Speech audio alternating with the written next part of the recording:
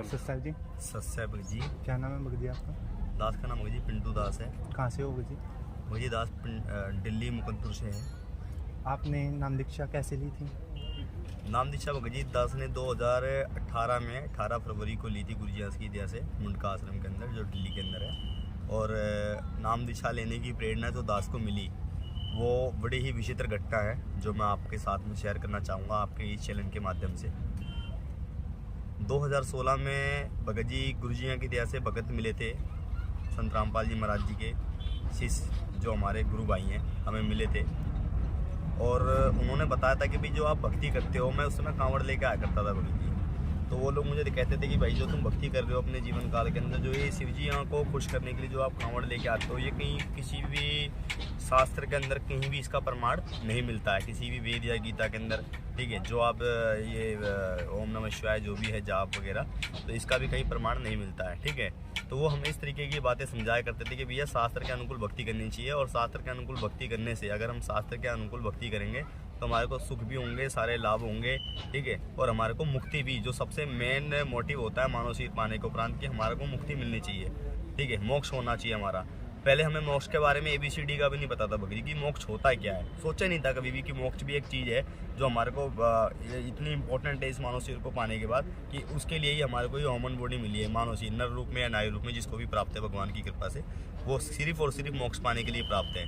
तो उनके चर्चा से ही हमारे को बोध हुआ इस चीज़ों का कि भाई सचमुच ये मोक्ष जो है ना, यही उद्देश्य होता है मानव शरीर पाने का, कि एक हमें मोक्ष जरूर पाना चाहिए।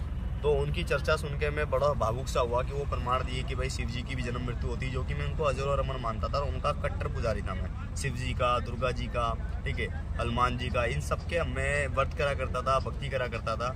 ठीक है, लेकिन ये सब इतना कुछ करने के बावजूद भी दास को फिर कोई लाभ नहीं मिलता था। तो चर्चा से प्रेरणा होने के उपरांत दास ने सोची कि मैं क्यों ना आप संत रामपाल जी महाराज जी से नाम दीक्षा ले लूँ।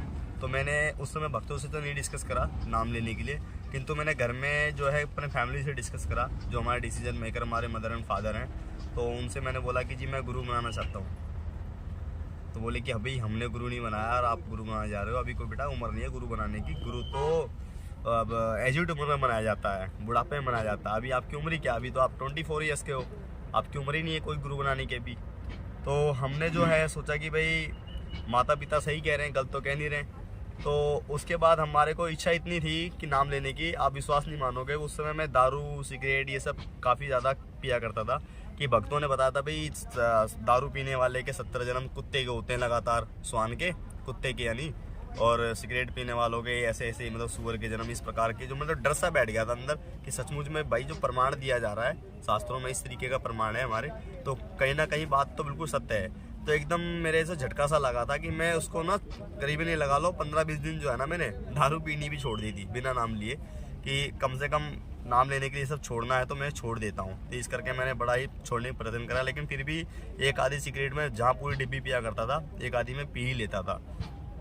और उसके बाद क्या होता है भगत जी आगे, कि घर वालों ने जब मुझे मना कर दिया नाम लेने के लिए कि बेटा अभी कोई उम्र नहीं है आपकी, तो उस बीच मैंने फिर जो है अपने ससुराल वालों से भी मैंने डिस्कस करा था गुरु जी का नाम लेकर के। तो उन्होंने भी कुछ उल्टा सीधा मतलब बात बताने लग गए गुरुजियों को लेकर के। ठीक है, तो मैं तो खाली इतना जानता था भाई जो इतने अच्छे भगत हैं, इतना अच्छा व्यवहार है उनके अनुयायी का, तो वो संत ऐसे हो ही नहीं सकते जैसा कि उनके विचारधारा में सुनने में आ रहा है कि वो ऐसा ऐसा बता रहे जगत के लोग जो समाज में थे, हमारे परिवार में जो भी है। तो मैंने कहा जब भगत इतने प्यारे हैं, इतने अच्छे उनके संस्कार है, इतने अच्छे से बोल व्यवहार है, तो वो ऐसे कैसे हो सकते हैं। तो मेरा दिल बिल्कुल नहीं मानता था, बिल्कुल मेरी हृदय गवाही नहीं देता था।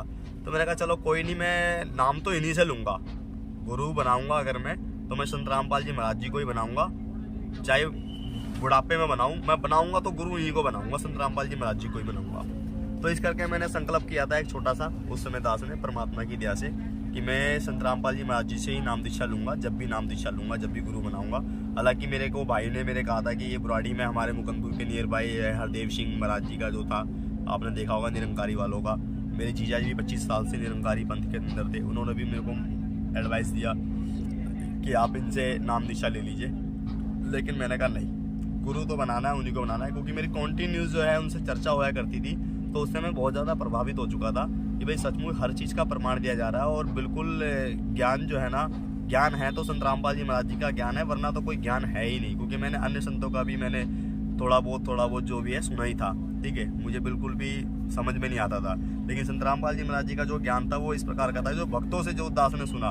तो मैंने कहा जब गुरुजियाँ के मुख से सुनेंगे तो कितना अच्छा लगेगा, जब भगत इतना अच्छा बता रहे हैं गुरुजियाँ के ज्ञान के बारे में। तो दास ने जो है भगत जी उस समय नाम नहीं लिया। कुछ समय उपरांत वो भगत काम छोड़ के चले गए, जो हमारे साथ में 3M में काम करने आए थे, बिरजू दास और सोनू दास, ठीक है। ये दोनों भगत काम छोड़ के कुछ दिनों बाद ये चले गए। थोड़े दिन के लिए परमात्मा ने समय दिया था दास के साथ समय व्यतीत करने के लिए। वो समय कुछ समय उपरांत ये लोग काम छोड़ के चले गए। तो उसके बाद जो हमारी पुरानी जो संगत थे लोग वहाँ के, जो हमारे डिपार्टमेंट के जो मतलब जो वर्कर थे हमारी कंपनी के अंदर काम करने वाले, उन्होंने बोला पिंटू सर आप तो उनके साथ में रह के बाबा जी बन गए, ना दारू पिलाते हो, ना पीते हो, ना सिगरेट पीते हो, ना पिलाते हो, क्या बात हो गई, ये है वो है। अब वो कहते हैं ना सर जी, वो जैसी संगत वैसी रंगत, हमारे साथ में वही हुआ बिल्कुल। जितने समय तक वो भगत साथ में थे हमारे को बड़ा प्रभाव पड़ा था। हमने बिल्कुल प्रेरणा ले ली थी, भैया हमें ना पिलाना है ना पीना है। लेकिन थोड़ा मोड़ा करके जो है ना हो ही जाता था, चोरी चुपके से मैं मार ही लेता था सिगरेट वगैरह, लेकिन दारू तो मैंने हाथ ही लगाना छोड़ दिया था। तो उसके बाद जब वो भगत चले गए तो उनके ज़्यादा फोर्स करने के उपरांत जो हमारे पहले के फ्रेंड सर्कल के लोग थे वहाँ पे कंपनी में, तो फिर से मैंने जो है दारू वगैरह पीना स्टार्ट कर दिया, ठीक है। क्योंकि नाम तो मैंने कहा कौन सा मैंने नाम लिया है, मैंने ये सोचा कि मैंने कौन सा नाम लिया तो मैं क्यों ना, कोई दिक्कत नहीं इसमें, कौन सी वो वाली बात है। मैंने फिर पीने लग गया, जब नाम ले लूँगा जब छोड़ दूंगा, ठीक है। और नाम की मैंने बताई थी आपको कि मैंने उस समय संकल्प करा कि मैं अभी नहीं तो फिर घर वाले मना कर रहे हैं तो मैंने इस करके बुढ़ापे में नाम लूँगा इस करके। तो भगत जी मैं इतना पीने लग गया उसके बाद दारू, पहले से भी कई गुना ज़्यादा। पता नहीं क्या था मेरे साथ, मेरे को खुद भी समझ में नहीं आया कि ऑटोमेटिकली और भी उससे अनेकों बुराइयां और भी करने लग गया मैं नशे के अंदर। जैसे मैं कभी गांजा नहीं पिया था वो भी मैं पीने लग गया, ठीक है। और ऐसे करते करते भगत जी 16 बीता, 17 बीता, 2018 आया। 2018 में भगत जी बहुत ही अद्भुत चमत्कार हुआ दास के साथ में। अद्भुत चमत्कार क्या समझ लो जी, एक तरह से दास को एक नया जीवन दिया है परमात्मा ने। ये बहुत ही आभारी हूँ मैं उन भक्तों का जिन्होंने हमारे को गुरुजियाँ के बारे में बताया, संत रामपाल जी महाराज जी के बारे में बताया कि भाई वो साक्षात पूर्ण परमात्मा के अवतार आ रहे हैं धरती पे। ऐसा इस प्रकार का वो ज्ञान चर्चा किया करते थे हमसे। तो मैं आपको बताना चाहूँगा भगत जी 2018 में जो दास ने 18 फरवरी को नाम लिया, 13 फरवरी को उससे 5-6 दिन पहले मेरे साथ हादसा हुआ था, मेरी डेथ हो गई थी, मैं इस संसार को छोड़ के आ चुका था। शिवरात्रि का दिन था, 13 फरवरी का दिन था, मंगलवार का। मैंने भगत जी उस दिन जो है कुछ सामान लेने गया था कीर्ति नगर में, तो वहाँ पे भंडारा चल रहा था, शिव जी का भंडारा। वहाँ पे भांग के पकोड़े बांटे जा रहे थे। तो मैंने कहा मैंने आज तक जो है ना कांवड़ इतनी बार लेकर आया हूँ 9 साल से, मैं आज तक मैंने भांग नहीं खाया कभी, मैं आज इनका प्रसाद खाऊंगा। लोग कहते हैं भी बड़ी पावर होती है भांग से शिव जी के प्रसाद में, और बहुत सारी मन्नतें ये वो जो सुनी सुनाई बात थी हमारी। तो इस करके मैंने जो है ना भांग का प्रसाद खाया, मुझे बड़ा टेस्टी लगा भगत जी। हालांकि उन लोगों ने मना करा दोबारा लेने से, मैं दोबारा लेने लग गया, तो मैंने दोबारा भी खा लिया। फिर तीसरी बार फिर जाके मैं लाइन में लग के फिर तीसरी बार फिर पकोड़े ले गए, मैंने फिर खा लिए भांग के पकोड़े। इस करके मैंने जो है ना चौथी बार गया और टिफिन में पैक करवा लिया घर वालों के लिए पकोड़े खूब सारे। दोनों टिफिन थे, रोटी के और सब्जी के टिफिन थे मेरे, दोनों बॉक्स में मैंने पकोड़े पैक करा लिए। और पैक कराने के बाद मैं घर वालों के लिए लेकर आया प्रसाद में कि जी आप लोग खाओ, ये शिव जी का प्रसाद है। तो उन्होंने कहा भाई हम दिखाएंगे तेरे शिव जी का प्रसाद, ये भांग का कोई प्रसाद खाने वाली चीज़ है, ये नशे की चीज़ है, ये है वो है। मैंने बोला नहीं ऐसे नहीं बोला करते, गलत बात है, शिव जी रुष्ट हो जाएंगे, ठीक है, भगवान भोलेनाथ का प्रसाद है, अपमान नहीं करते। उन्होंने नहीं माना और नहीं खाया। मैंने कहा कोई बात नहीं। मैंने अपने नशेड़ी दोस्तों को बोला, तो 2-4 थे, तो उन्होंने भी टाइम नहीं था उनके पास, उन्होंने मना कर दिया भाई समय नहीं है तू खा जा। अब मैंने कहा भाई घर में कोई खा नहीं रहा है, दोस्त आ नहीं रहे, सुबह तक कहीं प्रसाद खराब ना हो जाए, जो भी है। इस करके मेरे मन में विचार आया, तो मैंने कहा क्यों ना इसको फेंकने से अच्छा इसको मैं ही खा जाता हूँ, मैं फेंकूँगा क्यों, नहीं अपमान हो जाएगा। तो भगत जी वो 2 टिफिन प्रसाद में अकेले, वो जो वहाँ खा के आया था वो अलग 6-7 पकौड़े, और जो 2 टिफिन भर के लाया था अपने प्रसाद के वो भी भांग के मैं खा गया। उसके बाद भगत जी मैं बाज़ार में गया, वहाँ मेरा एक दोस्त मिल गया नशेड़ी गांजा पीता हुआ, उसने मेरे को गांजे की सिगरेट दे दी, मैंने वो भी पी गया। उसके बाद भगत जी मैंने जलेबी खा ली बाज़ार में। मुझे नहीं पता था कि ऐसा भी करना चाहिए। लोगों ने बोला कि भाई तूने जलेबी क्यों खा ली भांग के ऊपर, ये वो, ठीक है। जब मेरा हार्ट बीट बढ़ने लग गया, जब मेरे को चक्कर वक्कर आने लग गए, बहुत ज़्यादा हालत ख़राब हो गई मेरी, तो मैंने मीठा भी खा लिया, जूस भी पी लिया, ठीक है, मीठा, ठीक है। ये सारी चीज़ें उसी दिन मेरे साथ में हुआ। तो भगत जी देखिए 2 घंटे के अंदर अंदर, उस समय तो मुझे कुछ नहीं हुआ, धीरे धीरे जैसे जैसे मेरा टाइम बढ़ता चला गया मेरी हालत ख़राब हो गई बहुत ज़्यादा। और हालत एकदम से इतनी ज़्यादा ख़राब हुई कि मैं अपने गली के अंदर किसी तरह आया, मुझे ही पता है वो, या भगवान को पता है किस तरह मैं अपने गली के अंदर अपने घर तक आया। आते आते मैं गिर गया। और उसके बाद में मेरे को हमारे जो भाई थे, ब्रदर थे हमारे, उन्होंने बोला भाई इसको मना करा गया था फिर भी इसने नहीं माना, बहुत ज़्यादा इसने जो है ना भांग खा लिया है। अब उसके बाद उन्होंने भगत जी मेरे को बोला कि भाई इसके नाक में और कान में जो है ना सरसों का तेल डाल के इसको ऊपर लिटा दो फ्लोर पे, ठीक है। अब यही करा गया मेरे साथ में। मुझे को 2 लोग टांग के ले गए ऊपर, मेरे दोनों भाई, और ले जा करके मेरे को ऊपर लिटा दिया और कान में नाक में सरसों का तेल डाल दिया। और मैं लेटूँ तो मुझे लेटा ना जाए, बैठूँ तो बैठा ना जाए, खड़ा हूँ तो खड़ा ना हो जाए, सब कुछ घूम रहा है गोल गोल, सारा सिस्टम मतलब नाचे जा रहा है इधर से उधर। अब उसी बीच में जो है ना वो लोग छोड़ के चले गए। हमारा जो है ना पूरा जो परिवार था वो जॉइंट फैमिली है, ठीक है भगत जी। सबका जो भंडारा है, खाना जो है एक ही साथ तैयार होता है। तो भगतमती हमारी जो है ना, हमारी जो मिसिज है, वो नीचे खाना तैयार करी थी सबका, और मैं ऊपर अकेला लेटा हुआ था। तो जब मेरी हालत ख़राब हो गई तो उस बीच मैंने जो है अपने सबसे कनीज दोस्त जो था मेरा फ्रेंड सर्कल में, नशेड़ी, उसको फ़ोन करा। तो उसने बोला भाई एक काम कर पिंटू, खट्टा खा ले, और ज़्यादा हालत ख़राब होती तो बोल मैं एम्बुलेंस लेकर आ जाता हूँ तेरे लिए, और तेरी हालत से लग नहीं रहा तेरी बातों से कि तू एकदम ठीक है, तेरे को लग रहा है कुछ गड़बड़ हो गई है, मैं एम्बुलेंस लेके आता हूँ तेरे लिए। तो मैंने सोचा कहीं बेइज्जती ना हो जाए मेरी, इस करके मैंने उसको मना कर दिया कि भाई मैंने मना करने के बावजूद भी भांग खाया और देखो एम्बुलेंस आ गई है वो करके, मैं कहा मेरी इंसल्ट ना हो जाए, तो इस चक्कर में मैंने एम्बुलेंस के लिए मना कर दिया।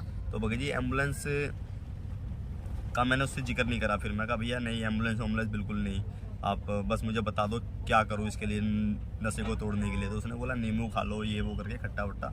तो वो भी मैंने खा लिया किसी तरह ले करके, वहीं अचार का डब्बा पड़ा हुआ था नींबू का और मिर्ची राम का, तो मैंने ले करके वो अचार खा लिया, उससे भी कुछ फ़र्क नहीं पड़ा। थोड़ी देर बाद मेरी हालत और ज़्यादा बिगड़ गई। उसके बाद मैंने मैक्स हॉस्पिटल के जो डॉक्टर थे हमारे जानकार, ठीक है, उनको मैंने फ़ोन करा, उनको मैंने सारी वारदात लड़खड़ाते हुए, मेरे पास रिकॉर्डिंग पड़ी हुई थी भगत जी, मैं आपको सारी रिकॉर्डिंग दिखा देता, बट लेकिन मेरा फ़ोन जो है मिस हो गया है, जिसकी वजह से मैं आपको रिकॉर्डिंग वो दिखा नहीं सकता अब मैं। उसमें पूरी वारदात जो थी हमारी रिकॉर्ड थी, उन जिन लोगों से, जिन पर्सन से लास्ट मोमेंट पे मैंने बात करी, डॉक्टर से बात करी, ठीक है। डॉक्टर ने मेरे को सलाह दी कि आप पानी पी लो अधिक मात्रा में।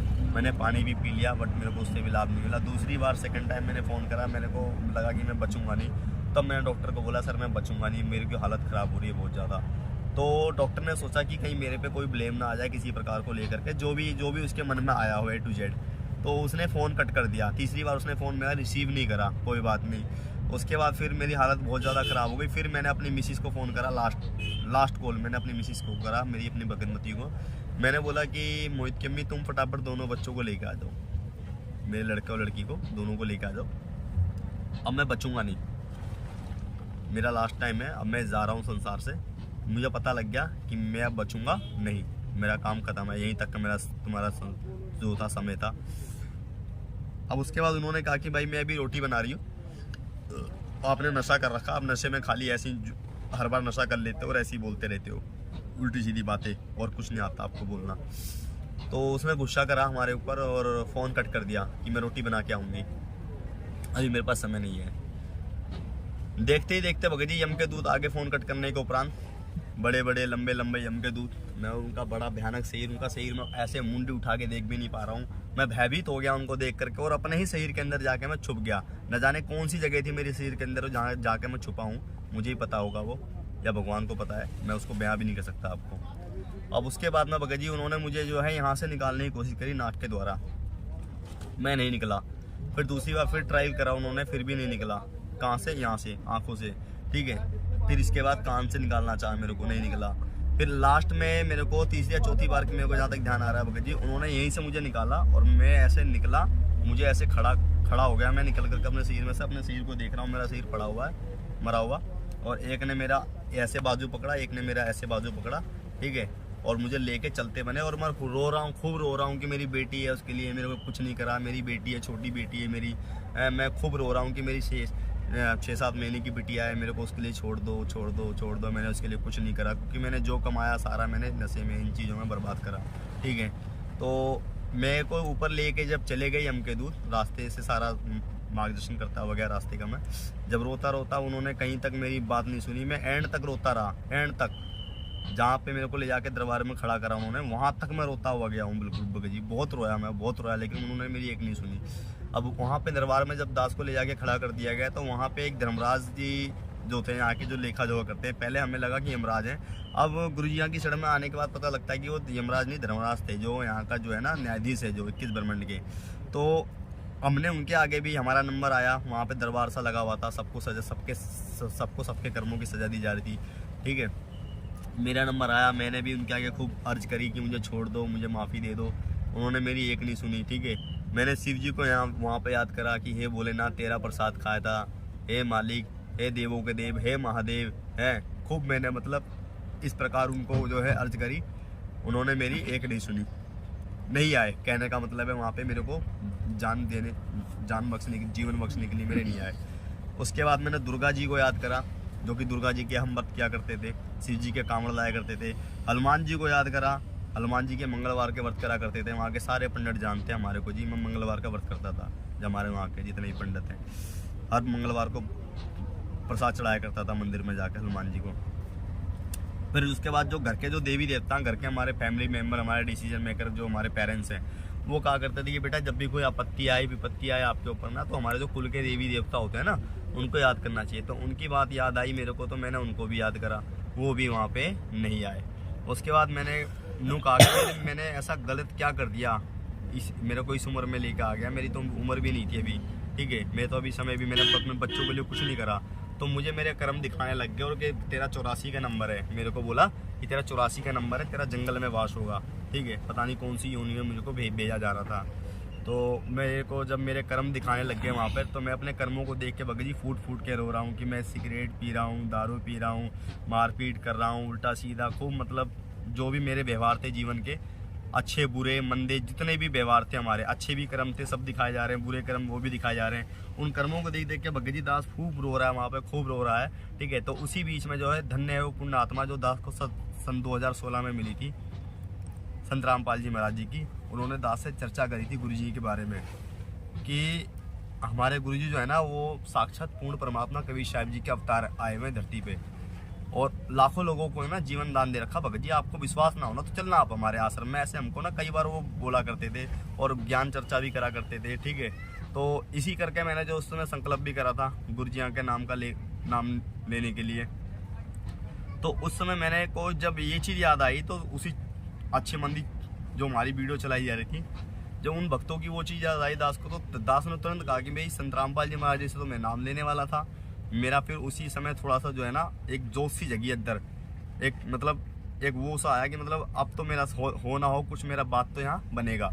तो फिर मैंने संत रामपाल जी महाराज जी का वो लास्ट मोमेंट था, मैंने जो कि देखा भी नहीं था गुरु जी को, मैंने सिर्फ संत रामपाल जी महाराज जी की ज्ञान चर्चा सुनी थी भक्तों द्वारा, और उनका नाम सुना था। भी संत रामपाल जी महाराज जी नाम के एक संत हैं जो कि साक्षात कबीर भगवान ही हैं आए हुए धरती पर, ठीक है।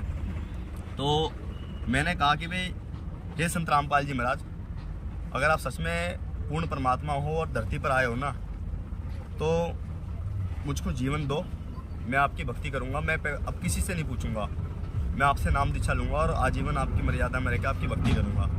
अगर आप सच में पूर्ण परमात्मा हो तो मुझ पर दया करो। तो इस करके दास ने जो है भगत जी गुरु जी का नाम लेके कम से कम 3-4 बार वहाँ पे नारा लगाया होगा, संत रामपाल जी महाराज जी की जय, संत रामपाल जी महाराज जी की जय, जैसे भगत कहा करते थे हमारे साथ काम करने वाले, जब भी आरती करते थे वो। तो इसी प्रकार दास ने वहाँ पे पुकार लगाया गुरु जी को कि हे बंदीश्वर सदगुरु रामपाल जी महाराज आप दया करो। इस करके संकल्प करके दास ने उनके नाम का जयकारा लगाया, बंदीश्वर सदगुरु रामपाल जी महाराज की जय, बंदीश्वर सदगुरु रामपाल जी महाराज की जय, 3-4 बार।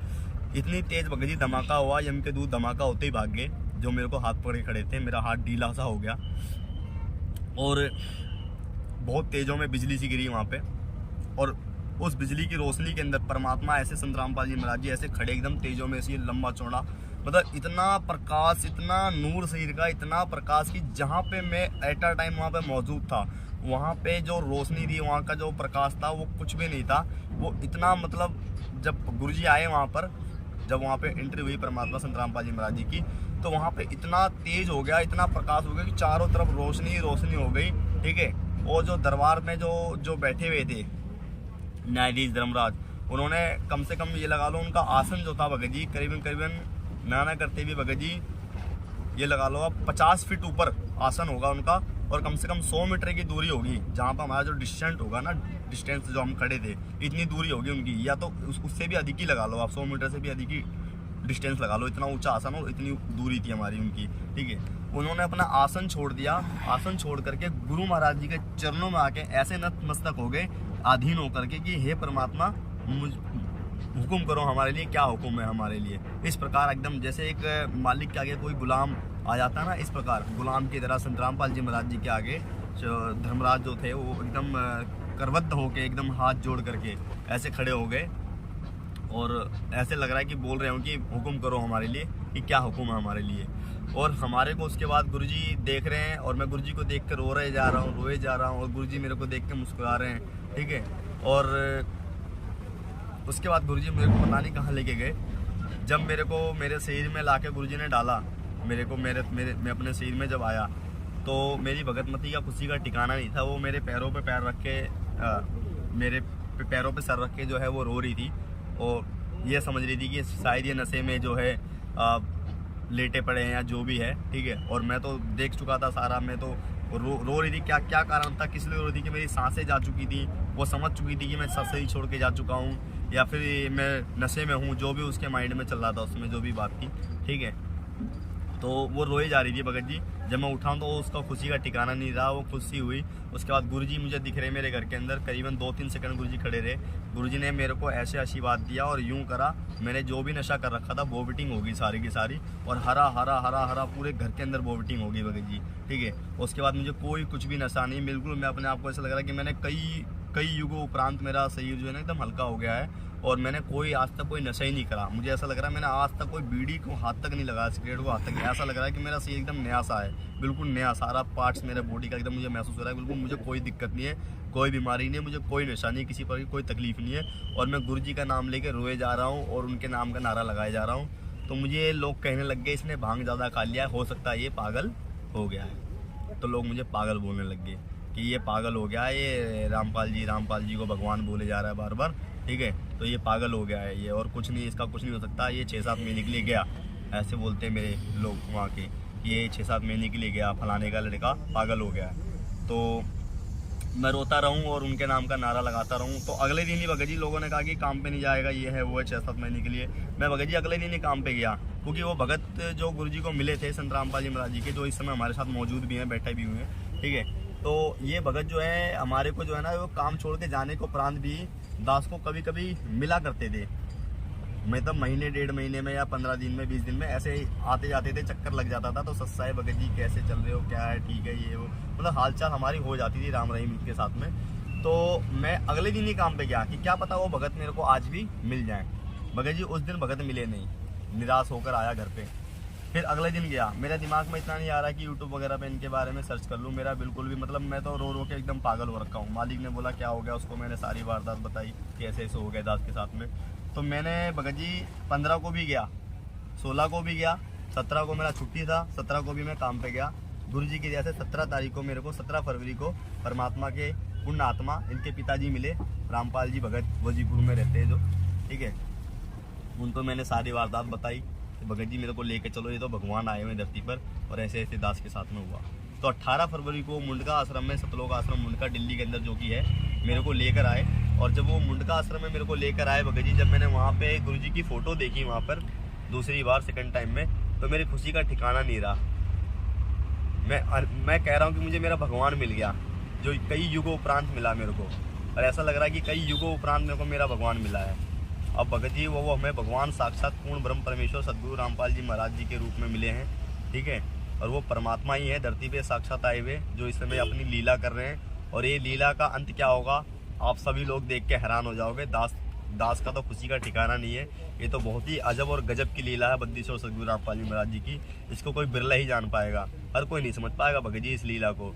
ये बहुत ही गजब लीला है। इस लीला का अंत देखना आप, कितना गजब अंत होगा इस लीला का। मैं तो इतना ही कहूँगा भगत जी सच्चाई। ये भगत जी वही है? जी भगत जी ये बिरजू दास भगत जी हैं, जो दास के पास 2016 में काम करने के लिए आए थे। भगत जी आपने कब नाम दीक्षा ली थी? भगत जी परमात्मा की दया 20 नवंबर 2015 में होती। दास को नाम 20 नवंबर 2015 में मिला, परमात्मा की दया हुई। ऐसा था, मैं जॉब के रिकॉर्डिंग गया था 3M कार केयर में, तो मेरे एक फ्रेंड और थे, तो वो भी नाम ले रखा परमात्मा संत रामपाल जी महाराज से।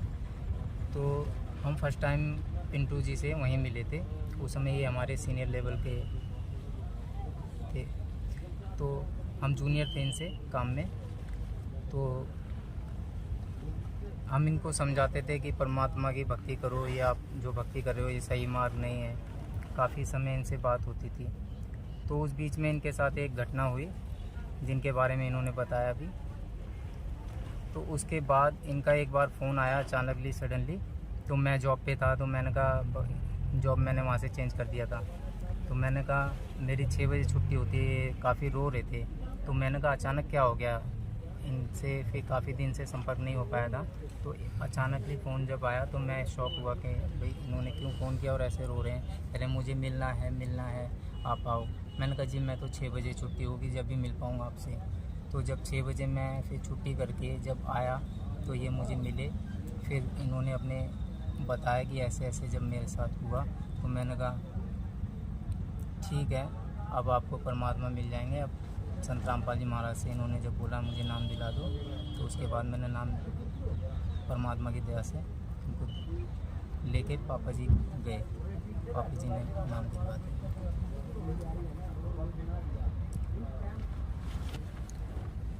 जो संत रामपाल जी महाराज से जुड़ना चाहते हैं या नाम दीक्षा लेना चाहते हैं वो कैसे ले सकते हैं, उसके बारे में कुछ? भगत जी, दास तो इतना ही कहेगा कि देखो उस समय तो दास को इतनी नॉलेज नहीं थी, लेकिन अब जो है गुरु जी की दया से मैं ये देख रहा हूँ कि यूट्यूब चैनल पे सत्संगों का भंडार भरा पड़ा है, जो कि उस समय भी था। दास को इन चीज़ों की जानकारी नहीं थी। अब तो हर जगह जगह प्रचार हो रहा है, ज्ञान गंगा पुस्तक के माध्यम से, जीने की राह पुस्तक के माध्यम से।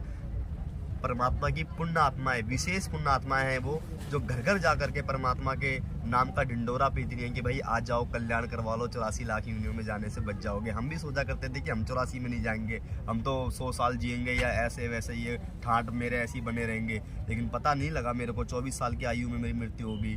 तो धन्य है वो पुण्य आत्माएं, जो परमात्मा की चर्चा हुई थी वो मुझे दास को याद आ गई और परमात्मा मुझे को लेकर आ गए। आज दास को परमात्मा के सत्संगों से ये वचन याद आता है। परमात्मा वाणी में कहते हैं अपने ना कि शिव मंडल ब्रह्मा पुरी चाहे विष्णु लोक में होए, और हमरे गुण भूले नहीं तो आन छुटाऊं तो है। वो छोटे से गुण याद आ जाने से दास को परमात्मा ने छुटा के लिया है, दास को, जो कि नाम भी नहीं लिया था दास ने। तो मैं तो आज उन पुण्य आत्माओं से गुजारिश करूंगा, जो भी लोग संत रामपाल जी महाराज जी को अभी सही तरीके से नहीं समझे, सही तरीके से नहीं जाने, तो उनको पूरा डेप्थ तक जाइए, उनकी गहराई तक जाइए, उनको समझिए कि वो उनके सत्संग आते हैं साधना टीवी चैनल पे शाम को 7:30 से 8:30 बजे तक। वो देखिए, उनके पुस्तकें जगह जगह घर घर जाके भगत परमात्मा की पुण्य आत्माएं ज्ञान गंगा और जीने की राह घर घर लेके जा रही है। उस पुस्तकों को लीजिए, उनको इग्नोर मत कीजिए, उनको लीजिए। 10 रुपए की सेवा में मात्र ये पुस्तक प्रचार सेवा की जा रही है, जो कि 70 से 80 रुपए की कॉस्टिंग है। उससे ऊपर की कॉस्टिंग में भी बनती होगी भगत जी, इतनी मोटी पुस्तक है वो। और आप ये देखिए कि मात्र 10 रुपए की सेवा में और 20 रुपए की सेवा में पुस्तक वो दी जा रही है। और उस पुस्तक को पढ़कर आपको वो विशेष ज्ञान होगा जो आपको युगों उपरांत आपको समझ में आएगा कि भाई ऐसा ज्ञान आज तक था कहाँ, आज तक हमने ना कहीं सुना ना कहीं देखा। वो ज्ञान है उसके अंदर। और ज्ञान सो ज्ञानड़ी, कबीर ज्ञान सो ज्ञान, जैसे गोला तोप का करता चले मैदान।